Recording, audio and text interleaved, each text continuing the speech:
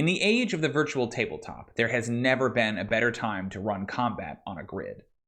It's easy to find maps, it's easy to make maps, it's easy to make tokens, it's easy to find monsters, it's easy to run, it's easy to roll, it's easy to keep track of hit points. Take it from someone who hand drew all their battle mats in 4th edition, we are living in a golden age of square by square combat. All that said, I would much rather do Theater of the Mind.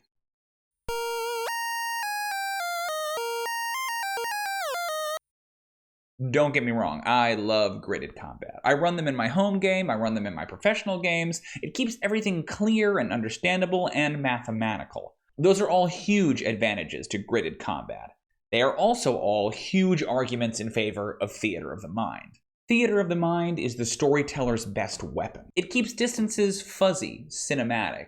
Characters are always precisely where they need to be in order to maximize their narrative effectiveness, whether that's for attacks or spells or line of sight. I am so much more likely to fudge a distance in a character's favor to allow them to do something cool in Theater of the Mind than the cold reality of the grid.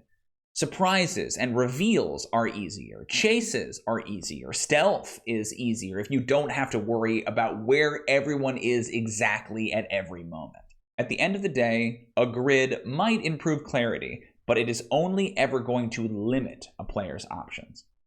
That isn't to say that Theater of the Mind is perfect, of course. Your players will occasionally be confused about where everything is or the precise layout of a non-intuitive chamber. I personally think 5th edition uses Theater of the Mind as an excuse to design largely boring monsters. There are definite drawbacks on both sides of the screen to relying solely on the Dungeon Master's description of the space. I recently ran 2 informal polls on Twitter. The first one asking players which one they preferred, and the second asking Dungeon Masters. While most of the players who answered preferred gridded combat, the Dungeon Masters who answered were split down the middle, about 50% Theater of the Mind, 50% gridded combat.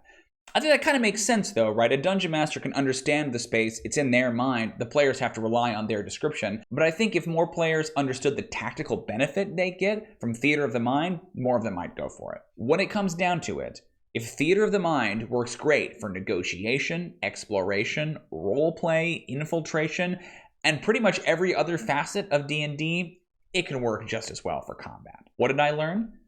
Playing off the grid allows you to make the most of each character's turn, and not to get bogged down by counting squares.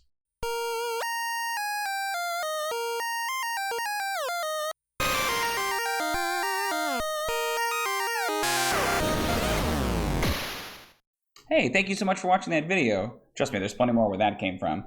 If you like the channel, please consider subscribing, and you can even follow us on Twitter and Patreon. Look for the links below in the description.